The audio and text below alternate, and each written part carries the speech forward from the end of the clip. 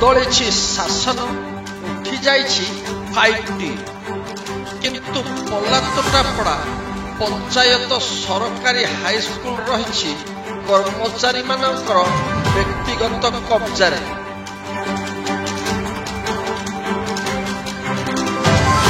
ସାଧାରଣ ଜନତାଙ୍କ ଅର୍ଥରେ ନିର୍ମିତ ହୋଇଥିବା ଏହି ସ୍କୁଲରେ ପଢ଼ନ୍ତି ସାଧାରଣ ଜନତାଙ୍କ ପିଲାମାନେ।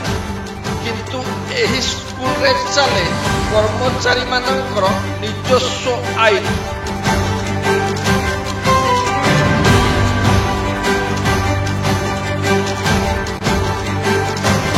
ଗତ କିଛି ମାସ ହେଲା ପଲ୍ଲାତୋଟାପଡ଼ା ପଞ୍ଚାୟତ ସରକାରୀ ହାଇସ୍କୁଲରେ ବୁଲୁଛି ଜଣେ ରହସ୍ୟମୟ ଯୁବକ।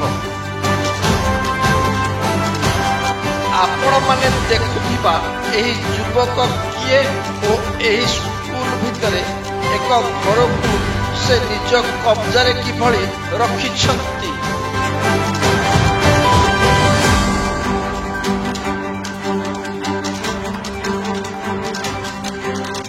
ନବମ ଓ ଦଶମ ଶ୍ରେଣୀରେ ପଢୁଥିବା ଛାତ୍ରଛାତ୍ରୀଙ୍କ ସହିତ ଯଦି ଏହି ଯୁବକଙ୍କ ଦ୍ୱାରା କିଛି ଅସୁବିଧା ହୁଏ ତେବେ ଏଥିପାଇଁ ଦାୟୀ କିଏ ରହିବ?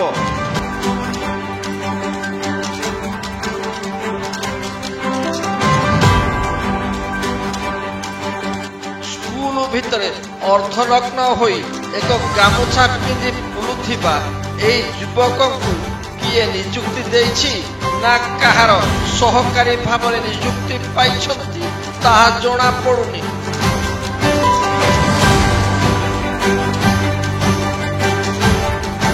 ସ୍କୁଲର ଏକ ଗୃହରେ ଜଣେ ଯୁବକ ରହିବା ପାଇଁ ଅନୁମତି ଦେଲା କିଏ ଓ ଏଠାରେ ସେ କଣ କରୁଛନ୍ତି?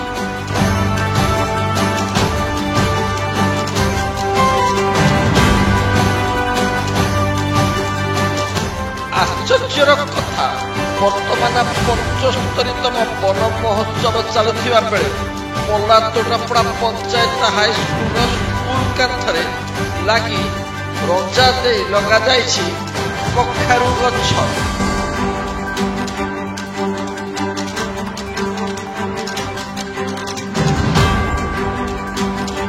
କାହା ଅନୁମତିରେ ଏଭଳି ଅନାଗନା ଗଛ ମଧ୍ୟରେ ସୌନ୍ଦର୍ଯ୍ୟୀକରଣ କରାଯାଇଛି?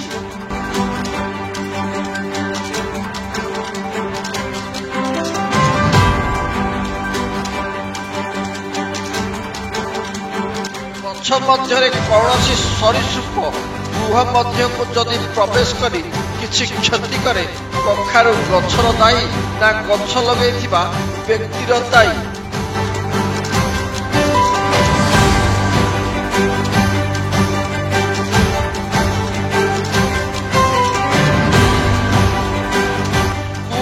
ପରିଷ୍କାର ପରିଚ୍ଛନ୍ନ କରିବାକୁ ସରକାରଙ୍କ ନିର୍ଦ୍ଦେଶ ଥିବା ସତ୍ତ୍ୱେ ଗୃହରେ କଖାରୁ ଗଛ ଲଗାଇବା ବଡ଼ ବିଡ଼ମ୍ବନାର ବିଷୟ।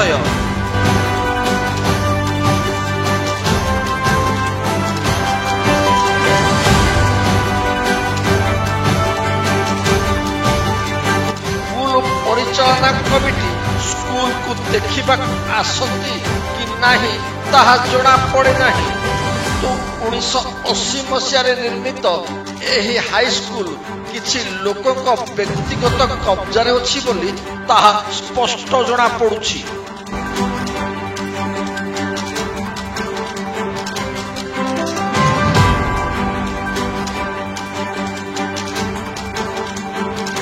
ସ୍କୁଲରେ ପିଅନ ଓ ନାଇଟ୍ ୱାଚର ଥିବା ବେଳେ ଏମାନେ ନାମକୁ ମାତ୍ର ଅଛନ୍ତି ନା ଏମାନଙ୍କ ନିର୍ଦ୍ଦେଶରେ ଏହି ବେନିୟମ କାର୍ଯ୍ୟ ଚାଲିଛି?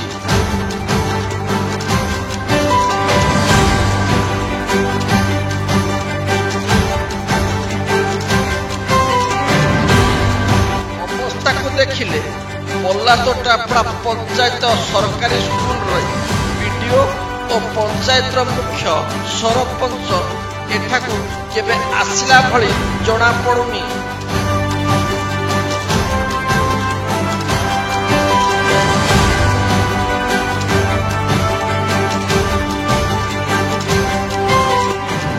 କମିଟି କଥା ନ କହିଲେ ତ ଭଲ।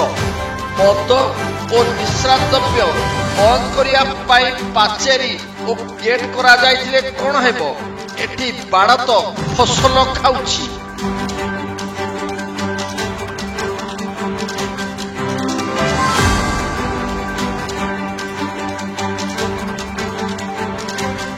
ଏ ସମ୍ପର୍କରେ ବିଡିଓ ଜିଲ୍ଲା ଶିକ୍ଷା ମଣ୍ଡଳ ଅଧିକାରୀ କଣ କହୁଛନ୍ତି ତାହା ପରବର୍ତ୍ତୀ ପଦକ୍ଷେପରେ ଆମେ ଆପଣଙ୍କୁ ଜଣାଇବୁ।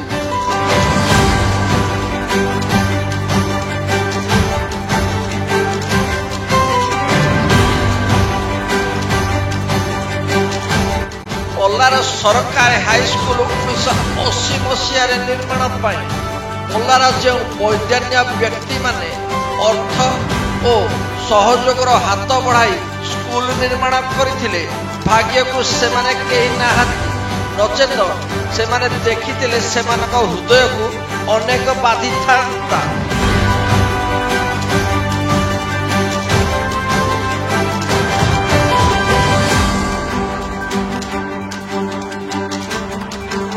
ଲାଗେ ପଲ୍ଲା ତୋଟାପଡ଼ା ସରକାରୀ ପଞ୍ଚାୟତ ହାଇସ୍କୁଲ ବ୍ୟକ୍ତିଗତ କବ୍ଜାରେ ଅଛି ବୋଲି ଏହାର ପରିବେଶ ଦେଖିଲେ ଜଣା ପଡୁଛି।